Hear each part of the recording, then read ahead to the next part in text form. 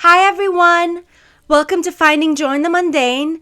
My name is Aya Nichols and I am your host, and I'm really excited for you guys to be on here today because I'm excited about our topic. And I know that I say that every week, but I've decided to go a different route and start talking about a few things that have been on my heart and that I see are very prevalent in our world today. And because I work in the mental health field, so obviously it's in my world all the time.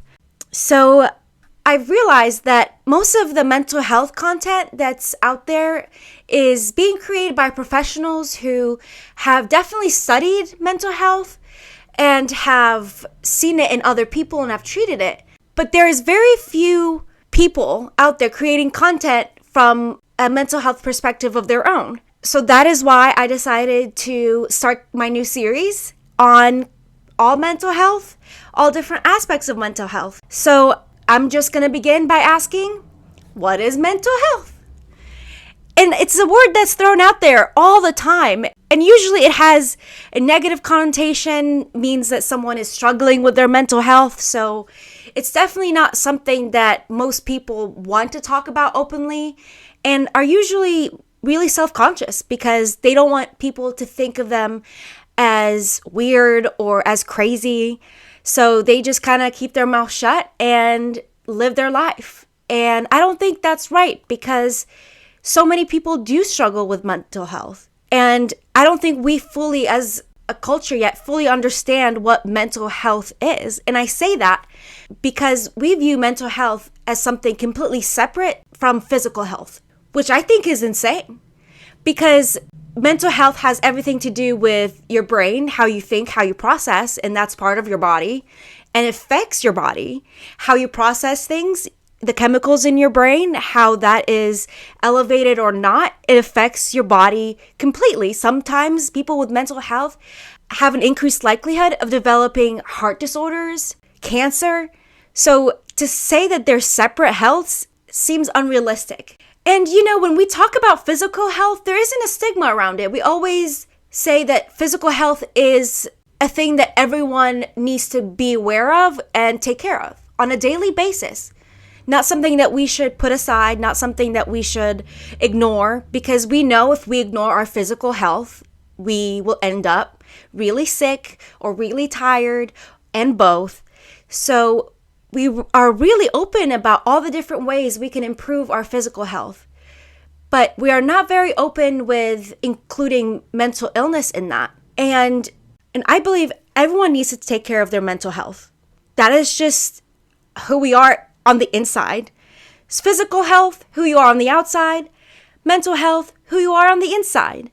And what comes out of it. And so that's why I believe everyone should be taking care of their mental health on a daily basis, making sure that you do self-care, making sure that you have boundaries, making sure that you are fulfilling the life that you want and chasing after it instead of just constantly putting yourself down, having others put you down, and just completely ignoring it as if it will just get better on its own. And there is this myth where if you just have good mental health, that means that you're set. You don't have any imbalances, you don't have any struggles, so you should have good mental health and that's it, and it will run itself. That's not true.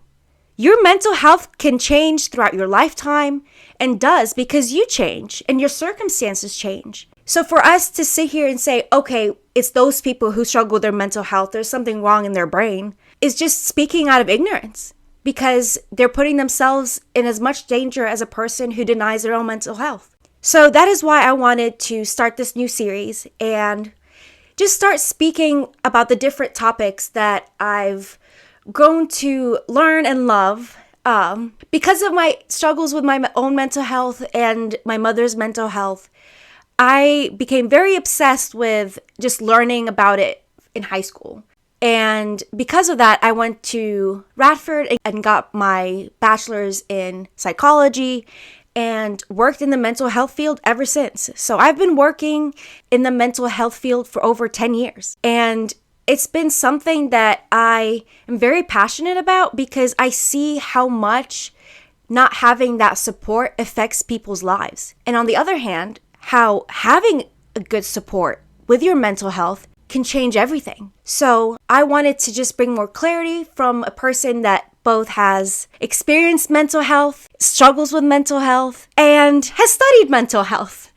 So thank you everyone for being on this journey with me and being willing to just hear me out. And first, I wanted to begin by stating how many people actually struggle with mental health and what that looks like. According to the National Institute of Mental Health, 25% of adults and 13% of children are diagnosed with a mental disorder every year. Put together, that is almost 40% of our population being diagnosed with a mental disorder every year. And when you put it that way, it's almost 50-50 whether you're going to be struggling. At that point, with those odds, then most of the people you're around, odds are they will have some sort of mental disorder, whether that be depression, which includes about 9% of that. Bipolar is 3%. PTSD is 4%. ADHD, my people, 9%. Schizophrenia is less than 1%. And that is one of the more extreme disorders. But all of these disorders have their own consequences, have their own struggle. And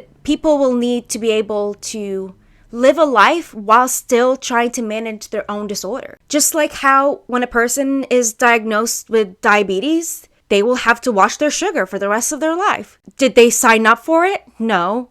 Did they cause it for themselves? Did they choose it for themselves to get attention? No one would say that. But a lot of people consider people who have been diagnosed with a disorder saying that they just want attention. They just want more sympathy from others. And that's not the case. It just means that there's something in their body that needs attention. And that something just happens to be their mind instead of their blood sugar. And I think the more we are able to talk about it in that way, the more we're able to see that people who have mental disorders are just people who have struggles. Everyone has a struggle, whether it's mental or physical. But it's how we approach those struggles and how we see ourselves through it is what truly makes or breaks the person. Because if we were to fully embrace the fact that we're all broken and we all need things to be working on a daily basis, whether that be self-care or anger issues or walking or journaling, it just normalizes that person and we realize we're not that much different than each other. Even though society wants us to be all that different because it feeds off of it. So there are two different things that really coincide with mental health that affect it. And that is, there are genetic factors and there are environmental factors. It's the genetic factor. Your genes, your parents, your grandparents, your brothers and sisters, your crazy aunt that lives God knows where. All of that has to do with you because you guys are all made of the same genetic makeup and have similar ways of your body operating. Not to say that it's exact, but it is similar, so at least we should pay attention to that. And then there are the environmental factors. The environmental factors have much more say than I think than genetic because the environment can change our genetics. And that's why it's scary.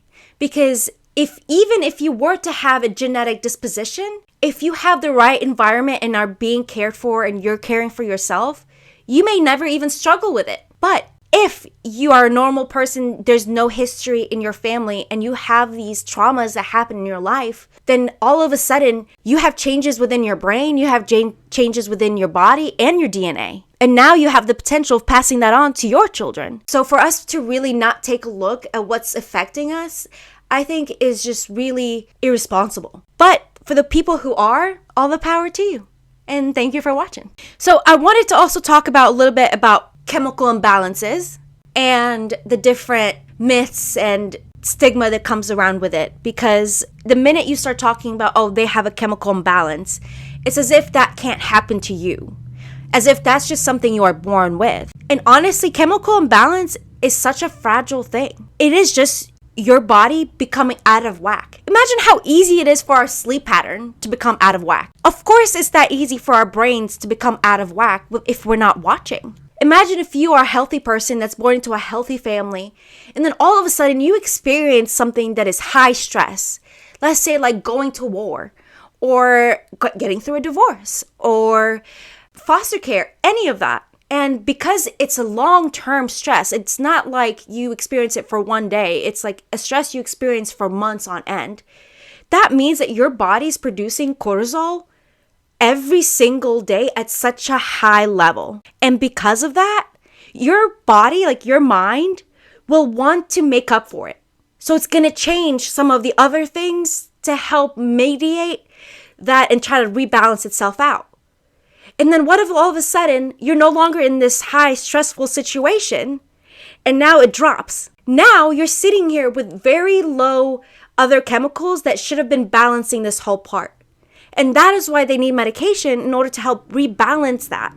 And some people only need medication for a few months, a few years, or for the rest of their life, because the damage we don't know until we're in that situation where we are seeking treatment. And that is what I wanted to explain as far as chemical imbalances in people and how that affects us.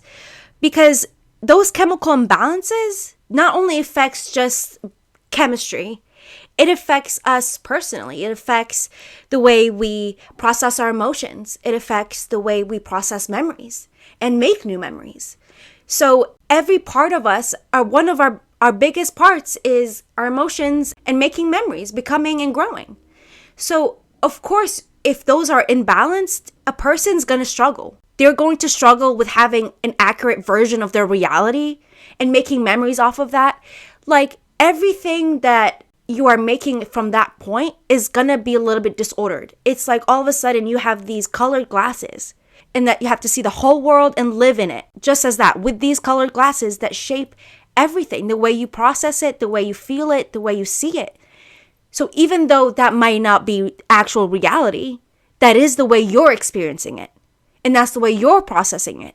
And that's the way your emotions are based off of. And that's why it's so hard, because people say, well, you're not actually in reality. You just need to see what's in front of you. Why can't you actually just get better? Why can't you just get out of bed?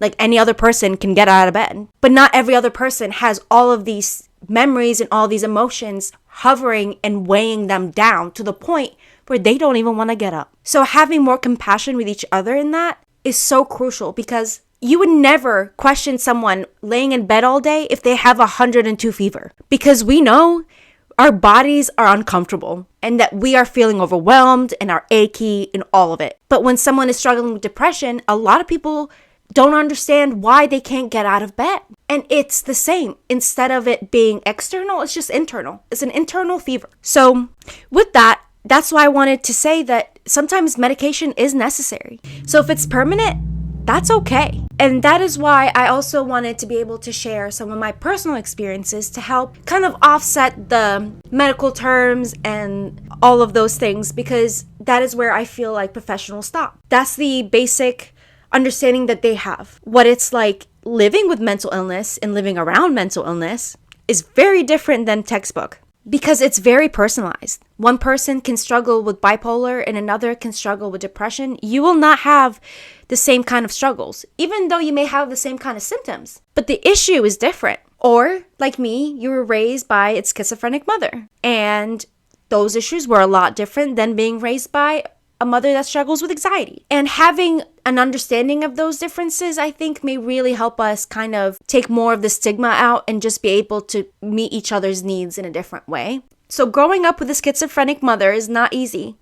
And what's interesting is the fact that there wasn't schizophrenia in my family, so it wasn't necessarily genetic. My mother developed schizophrenia because of the war that was going on in Lebanon at that time. And there were constant bobbings, there was constant high stress, she was constantly anxious and paranoid that something was out to get her, because they were. Until there was a peace treaty that was signed in the late 1900s, right before I was born. And all of a sudden, there wasn't people after you, and they weren't coming to take your house or anything like that. But she still felt like it. Her body had gotten used to that kind of stress and that kind of high pressure situation, to where when it wasn't there anymore, she didn't know how to regulate herself. And in Lebanon, mental health is viewed as something that Americans had came up with just to sell pills. So they basically just ignored her and called her eccentric and was like, that's just who she is. And because of that, she got married, then remarried, and then had us, me, my sisters, and my brother, and then was able to wake us up in the middle of the night and take us to England and then take us to the US, and then for us to be homeless and then back into a motel and then homeless again. It was very unstable. But I think the worst part of it was the disconnect from her in the present. She was never present. She was always in her head worrying about who's after her. And because of that, I never really got to develop this mother attachment. It was never safe. So I developed that attachment with my dad, and he was my safe person. But growing up, she would be very erotic in how she behaved and how she spoke to us and how she felt. Like one day she would be okay. The next day she's screaming and tearing down bookshelves and wanting to leave the country. Sometimes she would just be sitting on the couch and the TV's off and she sits there and she laughs. Then she starts crying. Then she starts yelling and then she starts laughing again. All within about a minute. Sometimes we would wake up to her throwing things out the window in the middle of the night. I never understood that. She would throw toilet paper out the window. She threw the Quran once out the window. Just random things. And eventually I was just like, that's just who she is. I didn't know about mental health at that point. I was like 12. All I knew is that's who she was. And honestly, I hated her for it. I didn't understand it. I didn't know what she was going through. All I knew is that she couldn't take care of us and that it was selfish. I think that's the hardest part about having a mental disorder and living with one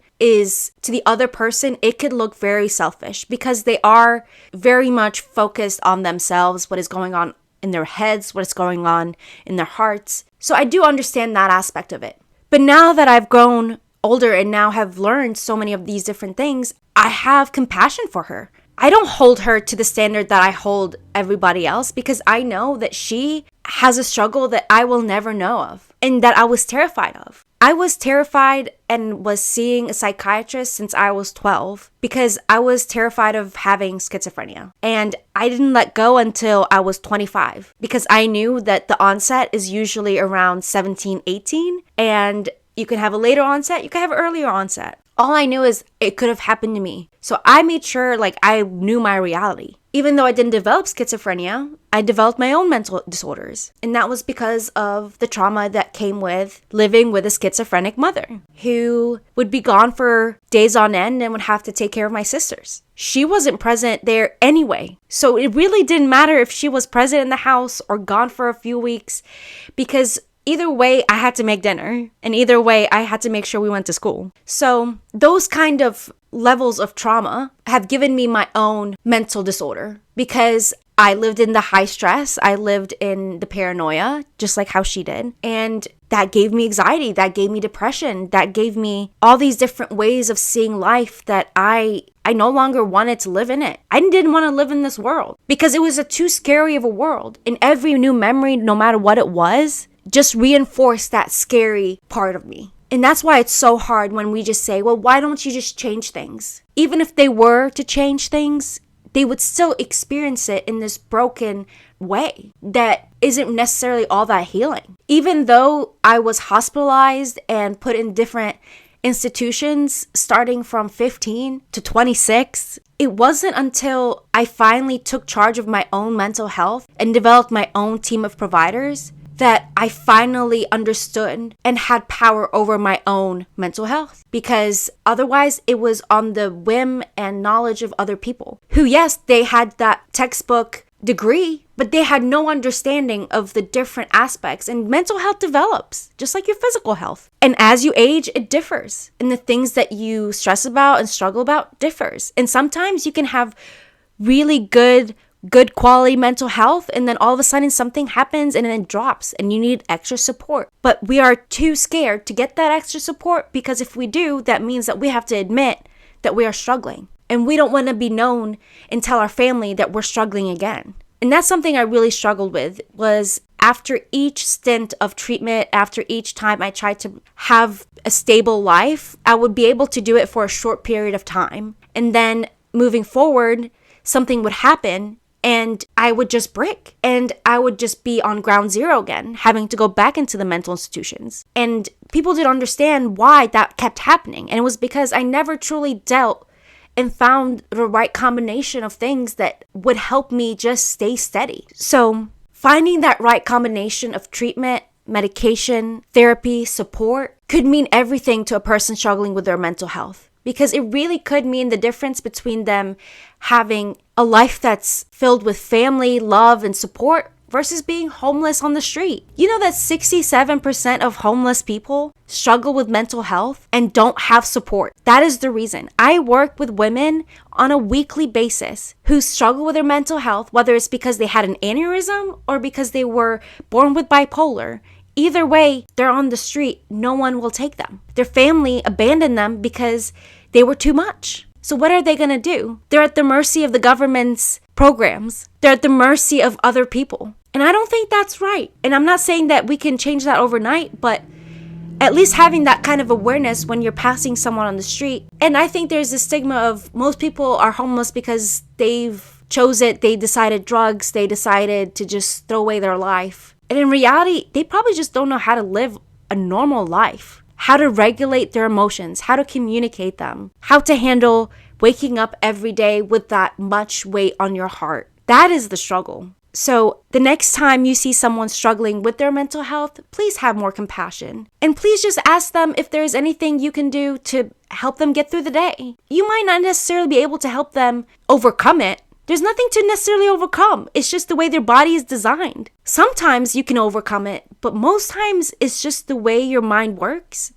and you have to learn how to manage it. And people who have that honestly just need to know that they're loved anyway. That despite them having their outbursts like I did, despite having meltdowns and running away, they're still people worthy of love and care. And you may not be able to provide that all the time. You may not be able to provide that even when they're asking. But at the very least, being able to give them the compassion and understanding that they are just struggling. And if it's beyond your ability to help, then tell them that. Be honest with them. And maybe help them find another person that could. Whatever you do, don't just leave them alone in the dark, because they will end up on the street. Without any help, they will. So I do everything that I can every day, every week, in order to help support people who are struggling with their mental health, who are struggling to get back their life. And just to find that way of just living to where it's good and satisfying to them. It may not look the best life in the world, but to them, going to the grocery store is good enough. And that's good enough for me too. So if that's all it takes is me helping someone be able to get used to going to the grocery store, then I'm gonna do it. Next week, we're gonna be talking about trauma, and we're gonna be going through in depth in the next 3 episodes about what trauma looks like, how it affects you physically, emotionally, and how it affects the people around you. So please stay tuned, and I will see you next week. Bye.